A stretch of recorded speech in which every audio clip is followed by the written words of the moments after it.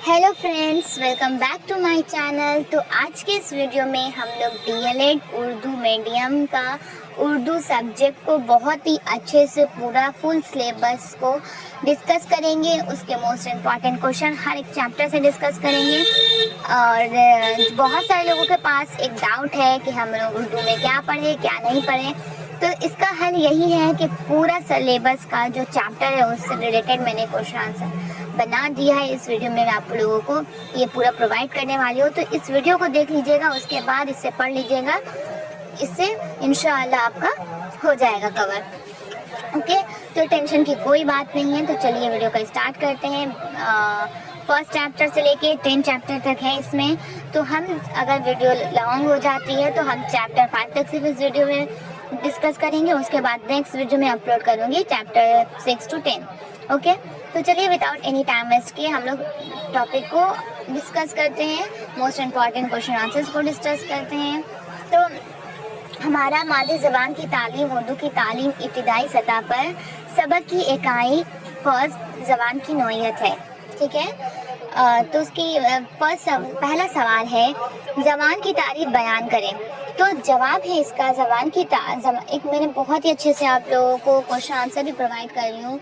इससे एमसीक्यू आए, long question आए, शॉर्ट क्वेश्चन आए, कुछ भी आए, आप लोग को इतने अच्छे से क्लियर हो जाएगा ये पढ़ने के बाद कि कुछ भी आए आप लोग इजीली लिख सकते हैं आप लोग। ओके, तो ज़बान एक ऐसा ज़रिया इजहार है जिसके ज़रिए इंसान अपने ख़यालात, जज्बात, एहसासात और ज़रूरियात को दूसरों तक पहुंचाता है। ज़बान बोलने, सुनने, पढ़ने और लिखने के ज़रिए इस्तेमाल की जाती है। ओके, मादरी ज़बान किसे कहते हैं? मतलब मदर टंग। मदर टंग वो ज़बान है जो बच्चा अपनी पैदाइश के बाद घर और अपने ख़ानदान के अफराद से सबसे पहले सीखता है। मादरी ज़बान कहलाती है ये ज़बान बच्चे की इब्तिदाई तालीम और शख्सियत की नशोनुमा में अहम किरदार अदा करती है। मतलब जैसे मिसाल के तौर पर कोई बंगाली ख़ानदान में पैदा होने वाले बच्चे की पहली ज़ुबान क्या होगी? बंगाली हो सकती है। तो इसी को हम लोग मादरी ज़बान, मदर टंग कहते हैं। नेक्स्ट है सानवी ज़बान किसे कहते हैं? सानवी ज़बान मतलब सेकेंडरी लैंग्वेज।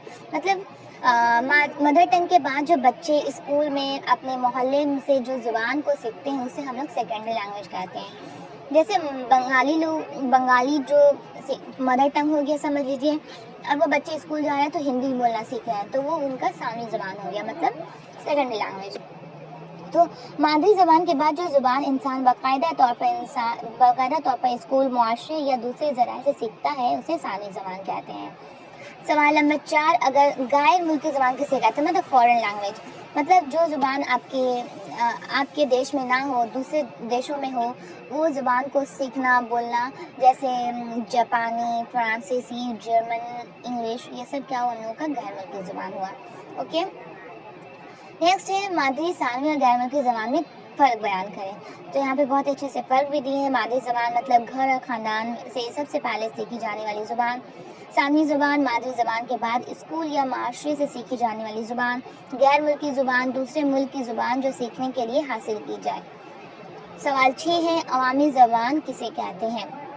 वो ज़ुबान जो आम लोग रोज़मर्रा ज़िंदगी में एक दूसरे से गुफ्तगू करने के लिए इस्तेमाल करते हैं, अवामी ज़ुबान कहलाती है। इसकी ज़ुबान आम, आसान और सादा होती है। मतलब अवामी ज़बान वो ज़ुबान है जिसमें हम लोग जैसे हम लोग दोस्त हुए, फ्रेंड्स हुए, भाई बहन हुए, जो एकदम नॉर्मल लैंग्वेज में बात करते हैं उसे हम लोग अवामी ज़बान कहते हैं। और अदबी ज़बान किसे कहते हैं? अदबी ज़बान जिसमें हम लोग अपने बड़ों से या फिर नावल में जो लैंग्वेज जो अदब के साथ लिखा रहता है, मजमून और भी दूसरे तहरीर खूबसूरत अंदाज में जो लिखी जाती है, मतलब अदब के साथ बात करने वाले ज़ुबान को अदबी ज़ुबान कहते हैं। और अवामी और अदबी ज़ुबान में फ़र्क लिखें। अवामी ज़ुबान आम लोगों की रोज़मर्रा गुफ्तगू में इस्तेमाल होती है, आसान और सादा होती है, गुफ्तगू में ज़्यादा इस्तेमाल होती है।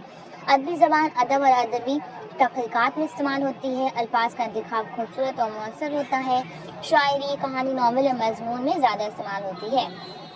सवाल नंबर 9, ज़ुबान की तालीम की क्या ज़रूरत है? तो ज़ुबान की तालीम इंसान की हमजहत तरक्की के लिए ज़रूरी है। इसके ज़रिए इंसान ख़यालात और जज्बात का इज़हार होता है, दूसरों से रब्ता कायम होता है, पढ़ने और लिखने की सलाहियत पैदा होती है, इल्म हासिल करने में मदद मिलती है, बच्चे की ज़हनी और समाजी नशोनुमा होती है, शकाफ़त और रवायात को एक नस्ल से दूसरी नस्ल तक पहुँचाया जाता है। सवाल नंबर 10, ابتدائی درجات میں زبان کی تعلیم کی کیا اہمیت ہے؟ تو ابتدائی درجات میں زبان کی تعلیم بہت اہم ہے، کیونکہ یہی بچے کی تعلیمی بنیاد تیار کرتی ہے۔ زبان کے ذریعے بچے اپنے خیالات کا اظہار کرنا، دوسروں کو سمجھنا، پڑھنا اور لکھنا سیکھتا ہے۔ اچھی زبان کی مہارت سے دوسری مضامین کو سمجھنے میں آسان ہوتی ہے۔ مطلب اگر آپ ایک زبان کو اچھے سے سیکھ لیتے ہیں، جب تک آپ کو ایک زبان اچھے سے نہیں آتی، آپ دوسری زبان کو سیکھنا امپاسبل ہے۔ اگر آپ کو ایک زبان بہت اچھے سے آتی ہے تو آپ ایزیلی دوسری زبان کو بھی سیکھ سکتے ہیں۔ زبان کی شکلیں کون سی ہیں؟ زبان کی بنیادی طور پر دو شکلیں ہیں، ایک تقریری زبان، ایک تحریری زبان۔ تقریری زبان کسے کہتے ہیں؟ تو زبان کی وہ شکل جس میں انسان بول کر اپنے خیالات، جذبات اور معلومات دوسروں تک پہنچاتا ہے، اسے تقریری زبان کہلاتی ہے، جیسے گفتگو کرنا، تقریر کرنا، بحث اور سوال جواب کرنا۔ اور تحریری زبان کسے کہتے ہیں؟ زبان کی وہ شکل جس میں خیالات، جذبات اور معلومات کو لکھ کر دوسروں تک پہنچایا جاتا ہے، اسے تحریری زبان کہلاتی ہے۔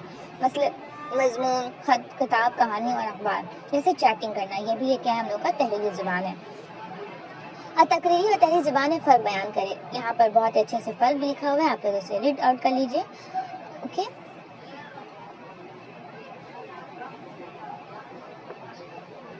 نیکسٹ ہے نظم و نثر کیا ہے؟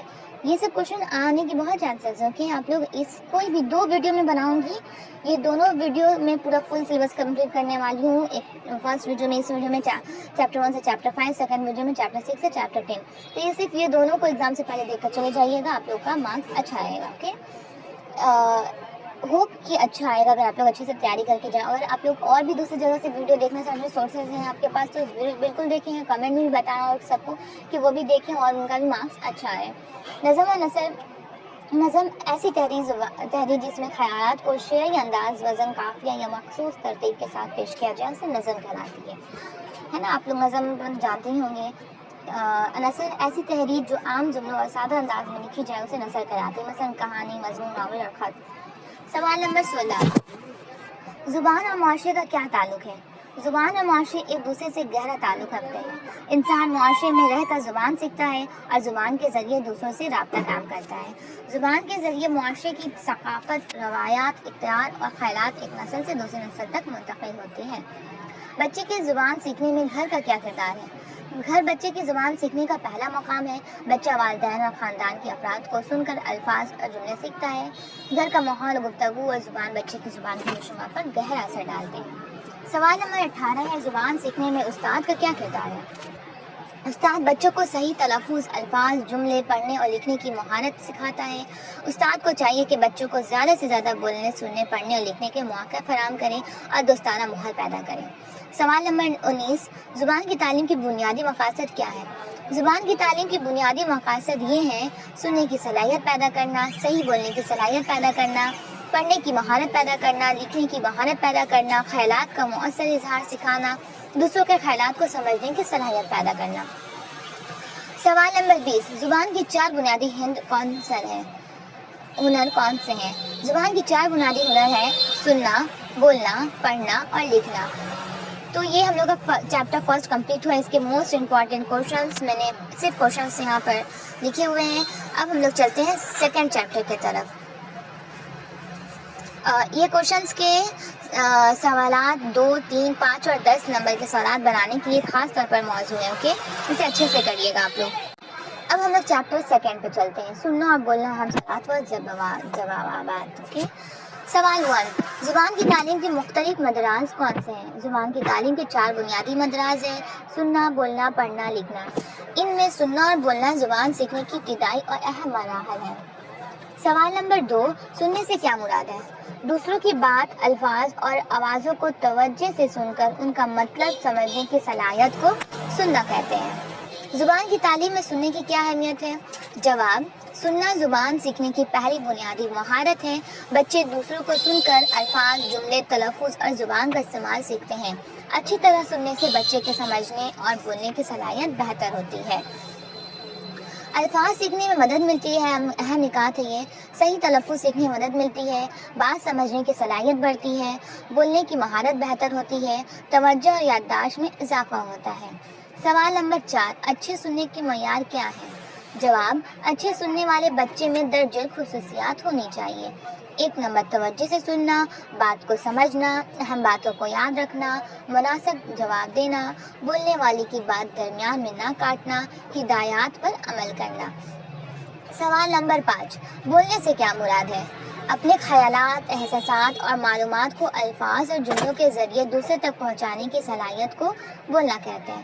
دیکھیے یہ بہت ہی ایزی لینگویج میں لکھا ہوا ہے، مجھے نہیں لگتا ہے کہ اسے ریڈ کرنے کے بعد اس کو اچھے سے میں ایکسپلین کروں۔ جہاں پر جو چیز بہت زیادہ ہارڈ ہوگی مجھے لگے گا میں خود سے ہی ایکسپلین کر دوں گی، ٹھیک ہے؟ یہ تو بہت ایزی ہے نا، زبان کی تعلیم، اچھا بولنا، پڑھنا لکھنا، اس لیے میں اسے ایکسپلین نہیں کر رہی ہوں کیونکہ آپ کا ٹائم ویسٹ نہ ہو۔ زبان کی تعلیم میں بولنے کی کیا اہمیت ہے؟ بولنے کے ذریعے بچے اپنے خیالات اور جذبات کا اظہار کرتا ہے اور دوسروں سے رابطہ قائم کرتا ہے۔ بولنے کی اچھی صلاحیت بچے کے اعتماد، سماجی تعلقات اور تعلیمی ترقی میں مدد دیتی ہے۔ سوال نمبر 7، اچھے بولنے کا معیار کیا ہے؟ جواب: اچھے بولنے کا معیار یہ ہے: الفاظ کا صحیح تلفظ، وجہ اور صاف آواز، درست اور جملوں کا استعمال، مناسب رفتار سے بولنا، موضوع کے مطابق بات کرنا، اعتماد کے ساتھ اظہار کرنا۔ سوال نمبر 8، املا کسے کہتے ہیں؟ کسی لفظ کو اس کے درست حروف اور صحیح ترتیب کے ساتھ لکھنے کو املا کہتے ہیں۔ مثال: استاد کسی لفظ کو بولنے اور طالب علم اسے طریقے سے لکھے، جیسے ڈکٹیشن۔ املا مطلب ڈکٹیشن۔ سوال نمبر 9، زبان کی تعلیم میں املا کی کیا اہمیت ہے؟ املا بچوں کو الفاظ صحیح لکھنا سکھاتا ہے، اس سے لکھنے کی مہارت، الفاظ کا علم اور زبان کی درستگی بہتر ہوتی ہے۔ سوال نمبر 10، بات چیت سے کیا مراد ہے؟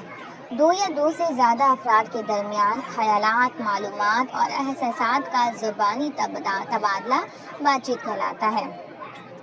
سوال نمبر 11، زبان سیکھنے میں بات چیت کی کیا اہمیت ہے؟ بات چیت کے ذریعے بچوں کو اپنے خیالات کا اظہار کرنے اور دوسروں کی بات سمجھنے کا موقع ملتا ہے۔ اس سے ان کے بولنے کی مہارت، اعتماد اور سماجی صلاحیتوں میں اضافہ ہوتا ہے۔ سوال نمبر 12، نظم خوانی کیا ہے؟ نظم کو مناسب تلفظ، لہجے، آواز اور روانی کے ساتھ پڑھنے کو نظم خوانی کہتے ہیں۔ سوال نمبر 13، نظم خوانی کے فوائد کیا ہے؟ نظم خوانی سے صحیح تلفظ کی مشق ہوتی ہے، آواز اور لہجے میں بہتری آتی ہے، روانی سے پڑھنے کی صلاحیت بڑھتی ہے، بچوں میں اعتماد پیدا ہوتا ہے، ادبی ذوق پیدا ہوتا ہے۔ سوال نمبر 14، قصہ خوانی کیا ہے؟ کہانی یا قصے کو مناسب آواز، لہجے، جذبات اور روانی کے ساتھ بیان یا پڑھنے کو قصہ خوانی کہتے ہیں۔ سوال نمبر 15، قصہ خوانی کی زبان کی تعلیم میں کیا اہمیت ہے؟ قصہ خوانی بچوں کو دلچسپ انداز میں زبان سیکھنے کا موقع فراہم کرتی ہے۔ اس سے بچوں کے سننے، بولنے اور سمجھنے کی صلاحیت بہتر ہوتی ہے اور ان کے الفاظ کے ذخیرے میں اضافہ ہوتا ہے۔ سوال نمبر 16، تلفظ کسے کہتے ہیں؟ جواب: کسی لفظ کے حروف اور آوازوں کو صحیح انداز میں ادا کرنے کو تلفظ کہتے ہیں۔ سوال نمبر 17، صحیح تلفظ کی کیا اہمیت ہے؟ جواب: صحیح تلفظ سے بات واضح اور قابل فہم ہوتی ہے۔ اسے زبان کی درست ادائیگی، مؤثر گفتگو اور بہتر ابلاغ میں مدد ملتی ہے۔ سوال نمبر 18، بچوں میں صحیح تلفظ پیدا کرنے کے لیے استاد کیا کر سکتا ہے؟ جواب: استاد کو چاہیے کہ خود الفاظ کا صحیح تلفظ کرے، بچوں سے الفاظ کی تکرار کروائے، مشکل الفاظ کی بار بار مشق کروائے، نظم خوانی اور قصہ خوانی کروائے، بچوں کی غلطیوں کی اصلاح نرمی سے کرے۔ سوال نمبر 19، بحث و مباحثہ کیا ہے؟ کسی موضوع پر 2 یا 2 سے زیادہ افراد کا اپنے خیالات، دلائل اور آراء کا منظم انداز میں تبادلہ کرنا بحث و مباحثہ ہے۔ بحث و مباحثہ مطلب ڈیبیٹ کرنا۔ سوال نمبر 20، زبان کی تعلیم میں بحث و مباحثہ کی کیا اہمیت ہے؟ بحث و مباحثہ بچوں کو اپنے خیالات واضح انداز میں بیان کرنے کا موقع دیتا ہے۔ اس سے ان کے بولنے، سننے، سوچنے اور دلیل دینے کی صلاحیت بہتر ہوتی ہے۔ فوائد کیا ہے اس کے؟ خود اعتمادی میں اضافہ ہوتا ہے، مطلب کانفیڈنس، بولنے کی مہارت میں بہتری، دوسروں کی بات سننے کی عادت، منطقی سوچ کی ترقی اور الفاظ کے ذخیرے میں اضافہ۔ سوال نمبر 21، سننے اور بولنے کا آپس میں کیا تعلق ہے؟ سننا اور بولنا ایک دوسرے سے گہرا تعلق رکھتے ہیں۔ بچہ پہلے دوسروں کو سن کر الفاظ، جملے اور تلفظ سیکھتا ہے، پھر انہی کو استعمال کر کے بولنا سیکھتا ہے۔ اس لیے اچھی سماعت اچھی تقریری صلاحیت کی بنیاد ہے۔ سوال نمبر 22، استاد زبان کے بولنے اور سننے کی مہارت کیسے پیدا کر سکتا ہے؟ استاد بچوں کو مختلف سرگرمیوں میں شامل کر سکتا ہے، مثلاً کہانی سنانا، نظم خوانی، سوال جواب، گفتگو، بحث و مباحثہ، کردار ادا کرنا، تصویر دیکھ کر بات کرنا، الفاظ اور جملوں کی مشق۔ آپ لوگ دیکھ سکتے ہیں سوال کیسا رہ رہا ہے اور جواب کس طرح سے لکھا جا رہا ہے، یہ بھی اچھے سے دیکھیں، بہت ضروری ہے۔ تو یہاں پر ہم لوگ مختصر سوال اور جوابات دیکھتے ہیں۔ زبان کے 4 بنیادی مدراس کون سے ہیں؟ سننا، بولنا، پڑھنا، لکھنا۔ املا کیا ہے؟ الفاظ کو صحیح حروف عدد درست، یہ پڑھ لیجیے گا، یہ تو پڑھا چکے ہیں، اسے ریڈ آؤٹ کر لیجیے۔ اوکے، 5 نمبر کے لیے سب سے اہم سوالات یہ سب ہے، اسے بھی دیکھ لیجیے۔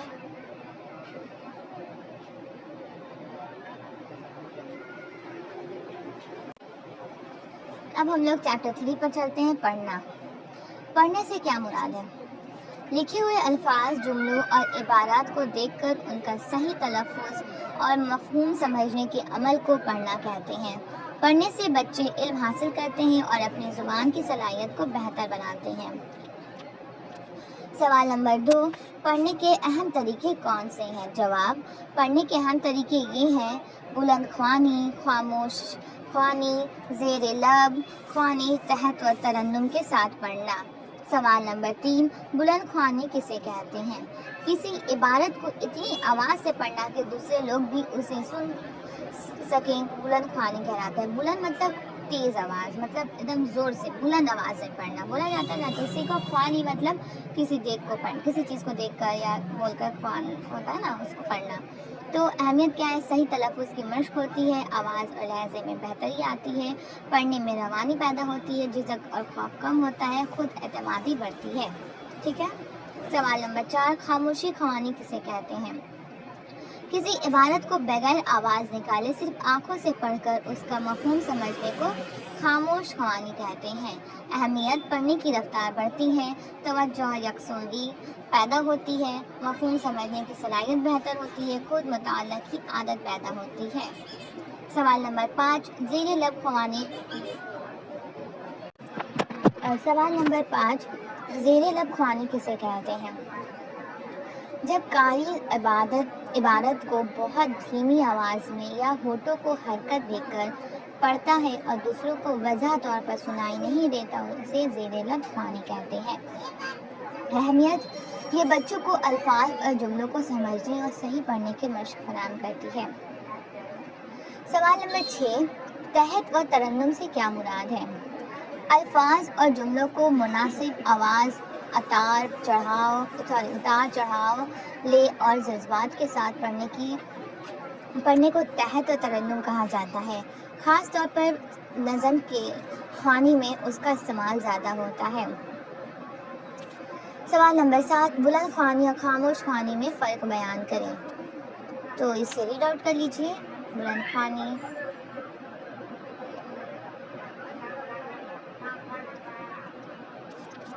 سوال نمبر 8، نثر اور نظم میں کیا فرق ہے؟ نثر عام جملوں میں لکھی جانے والی تحریر کو نثر کہتے ہیں، جسے کہانی، مضمون اور خط۔ نظم شعری انداز میں لکھی جانے والی تحریر کو نظم کہتے ہیں۔ اس میں عموماً لے، قافیہ، وزن اور جذبات کا استعمال ہوتا ہے۔ سوال نمبر 9، مختلف اسباق کے مضامین کا علم کیوں ضروری ہے؟ مختلف اسباق کے موضوعات سے واقفیت بچے کو عبارت سمجھنے میں مدد دیتی ہے۔ اس سے بچے کے علم میں اضافہ، الفاظ کے ذخیرے میں وسعت اور مختلف موضوعات کے بارے میں سمجھ پیدا ہوتی ہے۔ سوال نمبر 10، نثر اور نظم کے مفاہیم سے واقفیت سے کیا مراد ہے؟ نثر یا نظم پڑھنے کے بعد اس کے مرکزی خیال، اہم نکات، الفاظ، جذبات اور پیغام کو سمجھنا اس کے مفاہیم سے واقفیت کہلاتا ہے۔ سوال نمبر 11، سبق کی تجزیاتی تبصرے سے کیا مراد ہے؟ کسی سبق کو غور سے پڑھ کر اس کے موضوع، مرکزی خیال، اہم نکات، زبان، الفاظ، پیغام اور تعلیمی مقاصد کا جائزہ لینا تجزیاتی تبصرہ کہلاتا ہے۔ سوال نمبر 12، درسی اسباق کے تجزیاتی تبصرے کی کیا اہمیت ہے؟ جواب، تجزیاتی تبصرے سے استاد کو سبق کی نوعیت، مقصد، مشکل حصوں اور بچوں کی ضروریات سمجھنے میں مدد ملتی ہے۔ اس کے ذریعے استاد بہتر تدریسی طریقہ اختیار کر سکتا ہے۔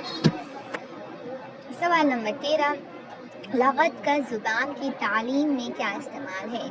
جواب، لغت کے ذریعے بچے نئے الفاظ کے معنی، تلفظ، املا اور استعمال کے بارے میں معلومات حاصل کر سکتے ہیں۔ اس سے ان کے الفاظ کے ذخیرے میں اضافہ ہوتا ہے۔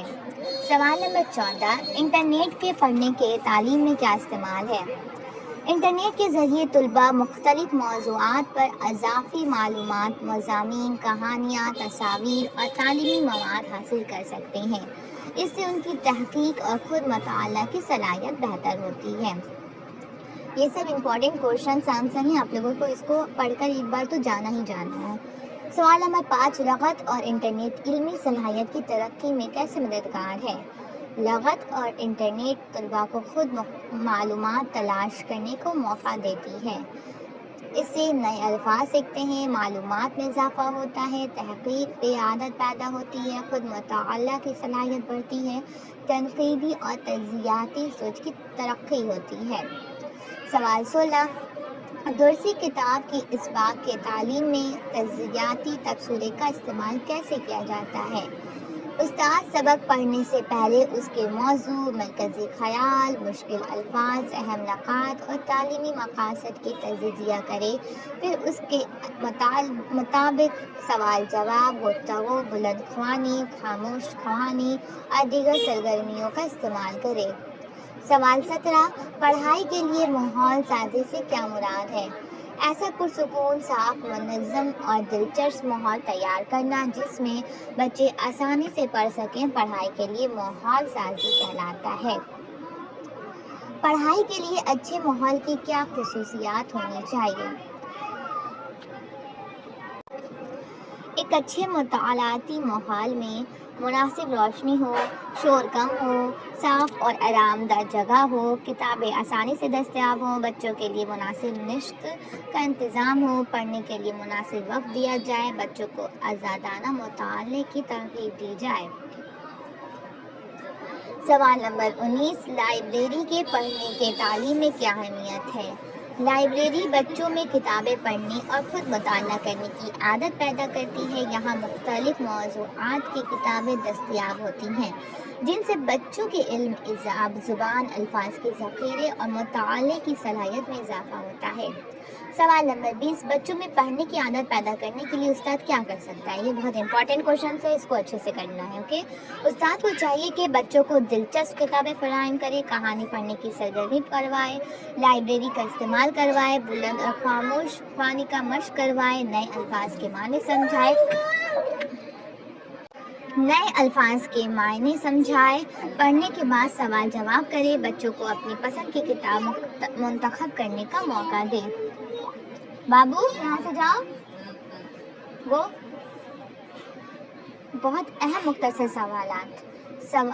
یہاں پہ بہت اہم مختصر سوالات دیے ہوئے ہیں، آپ لوگ اس کو ریڈ آؤٹ کر لیجئے، ٹھیک ہے؟ اوپر کے ہی سوال سے لے کر مختصر سوال ہیں جو آپ کے کوشچن پیپر میں بھی اسی طریقے سے پوچھے جانے والے ہیں۔ اور کوشچن 5 نمبر کے لیے سب سے اہم سوال، چاہے 5 نمبر کے لیے بولیے، چاہے 7 نمبر کے بولیے، چاہے 16 مارکس کے بولیے، اسی سے ملتے جلتے سوال تھوڑے آئیں گے، بس آپ کو اپنی رائٹنگ اسکل کو بہتر بنا کے پیجز کو تھوڑا اور بڑھا کے لکھنا پڑے گا، اوکے؟ اب ہم لوگ دیکھتے ہیں چیپٹر 4، اس کے بعد چیپٹر 5 کریں گے، پھر اس ویڈیو کو اینڈ کر دیں گے، اس کے بعد نیکسٹ ویڈیو پارٹ 2 ہم اپلوڈ کریں گے چیپٹر 10 تک۔ تو سوال 1 ہے، لکھنے سے کیا مراد ہے؟ اپنے خیالات، احساسات، معلومات اور تجربات کو الفاظ اور جملوں کی مدد سے تحریری شکل میں دوسروں تک پہنچانے کے عمل کو لکھنا کہتے ہیں۔ زبان کی تعلیم میں لکھنے کی کیا اہمیت ہے؟ لکھنا زبان کی ایک اہم مہارت ہے. اس کے ذریعے انسان اپنے خیالات اور معلومات کو محفوظ بھی کرتا ہے اور دوسروں تک بھی پہنچاتا ہے. اہمیت: خیالات کا تحریری اظہار ہوتا ہے. علم کو محفوظ کیا جا سکتا ہے. پڑھنے اور زبان سمجھنے کی صلاحیت بہتر ہوتی ہے. تخلیقی صلاحیت میں اضافہ ہوتا ہے. تعلیمی کامیابی میں مدد ملتی ہے. روزمرہ اور عملی زندگی میں رابطہ قائم کرنے میں آسانی ہوتی ہے. سوال نمبر 3. اچھے لکھنے کی بنیادی اصول کیا ہیں؟ اچھی تحریر کے اہم اصول یہ ہیں: خیالات واضح ہو، جملے درست اور بامعنی ہوں، الفاظ کا صحیح استعمال ہو، املا درست ہو، رموز و اوقاف کا مناسب استعمال ہو، تحریر صاف اور منظم ہو، موضوع کے مطابق زبان استعمال کی جائے. جملے کی ترکیب سے کیا مراد ہے؟ جملے میں موجود الفاظ کو ان کی باہمی تعلق اور گرامری کردار کے لحاظ سے پہچاننے اور ان کی ترتیب کو سمجھنے کے عمل کو ترکیب جملہ کہتے ہیں. سوال 5 ہے. جملے کی تحلیل سے کیا مراد ہے؟ تو کسی جملے کو اس کے مختلف اجزاء میں تقسیم کر کے ہر جزو کی نوعیت اور کام کو سمجھنا جملے کی تحلیل کہلاتا ہے. مثال: علی کتاب پڑھتا ہے. اس جملے میں علی فاعل ہے، کتاب مفعول ہے، پڑھتا ہے فعل ہے.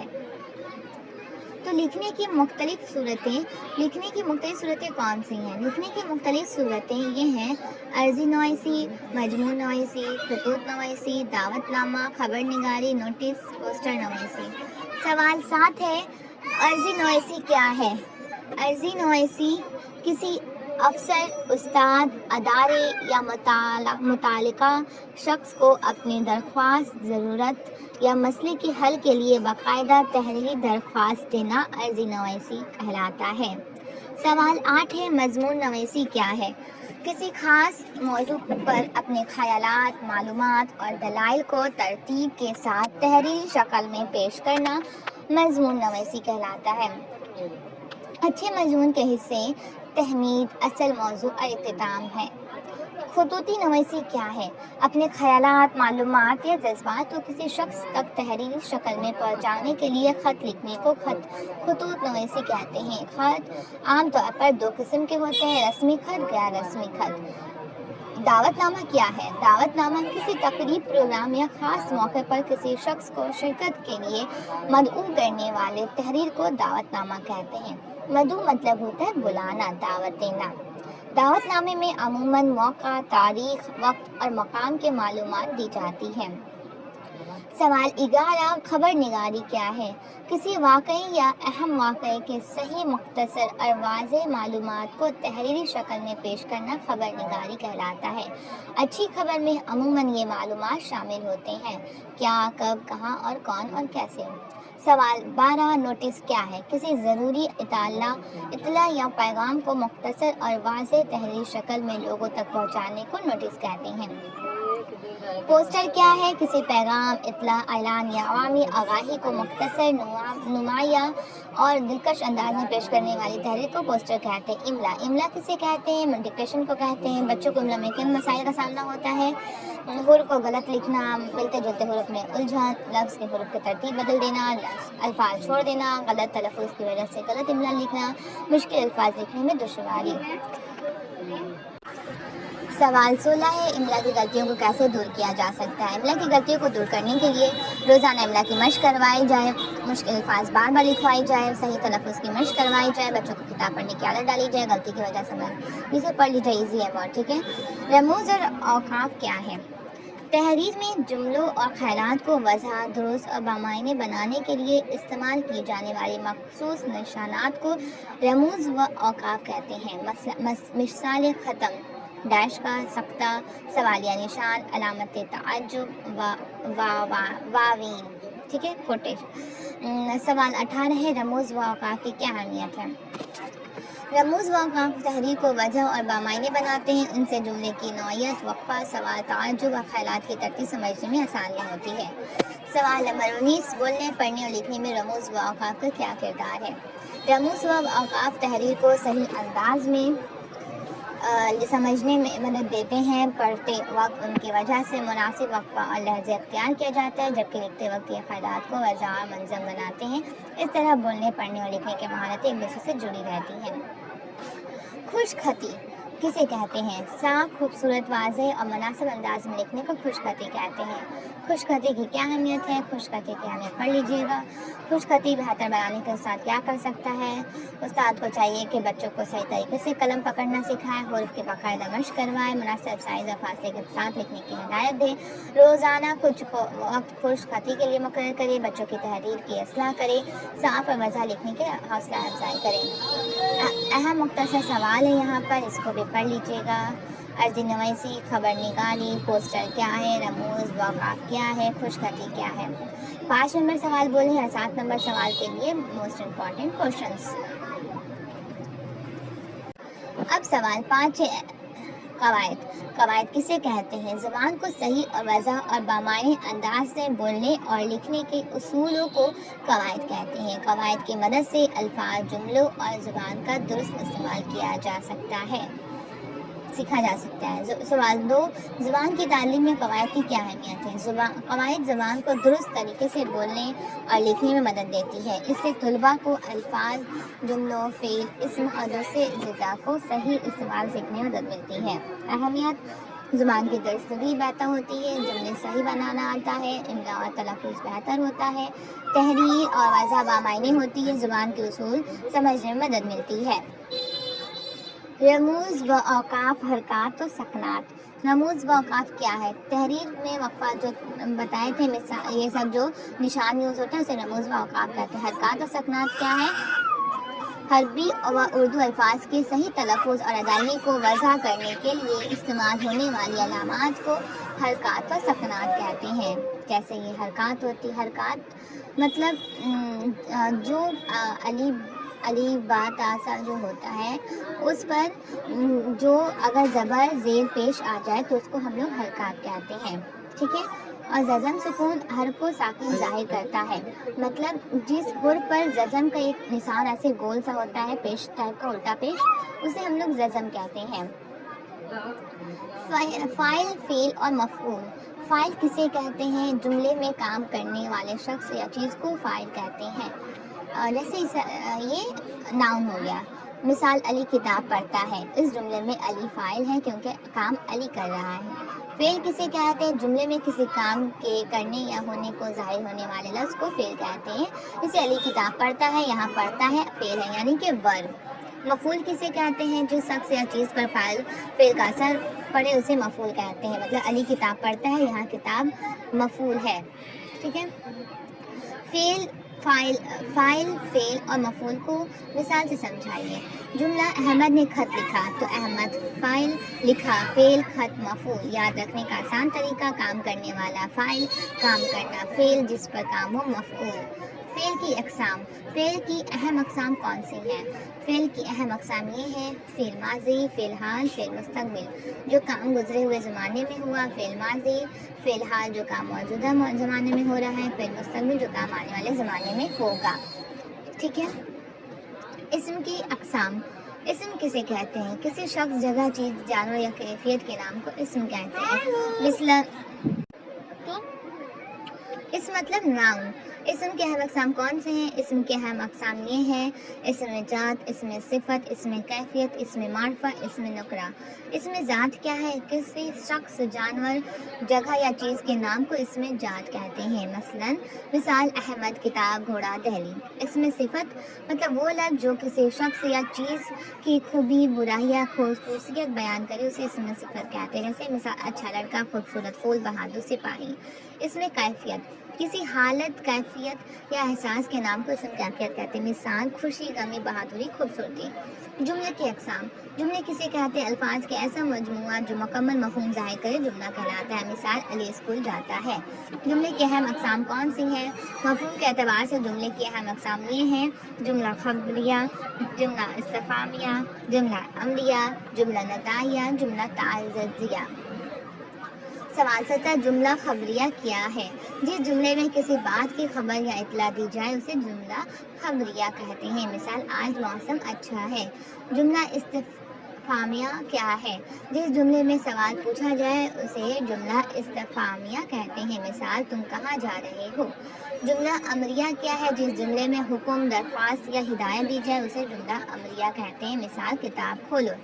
جملہ ندائیہ کیا ہے؟ جواب، جس جملے میں کسی کو پکارا جائے اسے جملہ ندائیہ کہتے ہیں۔ مثال، اے دوست یہاں آؤ۔ جملہ تعزیہ کیا ہے؟ جس جملے میں حیرت نوشی، غم یا تعجب کا اظہار ہو اسے جملہ تعزیہ کہتے ہیں۔ مثال، واہ کیا خوبصورت منظر ہے۔ قواعد کی ترکیب و تحلیل۔ ترکیب، جملہ سے کیا مراد ہے؟ جملے کی مختلف الفاظ اور اجزاء کے باہمی نسبت اور ان کے گرامری کردار کو واضح کرنا ترکیب جملہ کہلاتا ہے۔ مثال، احمد نے کتاب پڑھی۔ احمد فاعل، نے علامت فاعل، کتاب مفعول، پڑھی فعل۔ تجزیہ، جملہ سے کیا مراد ہے؟ کسی جملے کو اس کے مختلف اجزاء میں تقسیم کر کے ہر لفظ کے نوعیت اور کام کو سمجھنا تجزیہ جملہ کہلاتا ہے۔ اس بات میں قواعد کے درجہ بندی کیوں ضروری ہے؟ اس بات میں موجود قواعد کو درجہ وار ترتیب دینے سے استاد کو یہ سمجھنے میں آسانی ہوتی ہے کہ کسی جماعت کے بچوں کو کون سا قواعدی تصور سکھانا ہے۔ اس سے تدریس منظم اور بچوں کی عمر و ذہنی سطح کے مطابق ہو جاتی ہے۔ بہت اہم مختصر سوالات۔ فاعل کیا ہے؟ فعل کیا ہے؟ مفعول کیا ہے؟ اسم کیا ہے؟ فعل کی 3 بنیادی اقسام کیا ہے؟ جملہ کیا ہے؟ جملہ استفہامیہ کیا ہے؟ حرکات کون سی ہیں؟ 5 نمبر یا 7 نمبر کے اہم سوالات۔ تو آج کے ویڈیو میں بس اتنا ہی۔ ایک سیکنڈ آپ لوگ دیکھ لیجیے، نیکسٹ پارٹ 2 ویڈیو میں ہم لوگ چیپٹر 6 سے چیپٹر 10 تک کرنے والے ہیں۔ اوکے، تو آپ لوگ ویڈیو تک بنے رہیے گا، ویڈیو کو بالکل اسکپ نہیں کیجیے گا۔ تو چلیے نیکسٹ ویڈیو کا ویٹ کیجیے، وہ بھی جلد ہم اپلوڈ کر دیں گے۔ پلیز کمنٹ کر کے بتائیے نیکسٹ ویڈیو اپلوڈ کروں یا نہ کروں، اور آپ لوگوں کو ویڈیو سے فائدہ ہوئی کہ نہیں، اور آپ لوگ کیا پریپریشن کر رہے ہیں اور کیا سبجیکٹ پر چاہیے، اور کیا مطلب اور بہتر کرنے کے لیے کیا چاہیے آپ لوگوں کو، کہاں سے آپ لوگ کیسے کر رہے ہیں، اپنا اچھے سے بتائیے، ٹھیک ہے، کہ دوسرے بچوں کو یہ فائدہ ہو۔ ٹھیک ہے، ملتے ہیں نیکسٹ ویڈیو میں ٹاپک کے ساتھ۔ آج کے لیے اتنا ہے، بائے بائے۔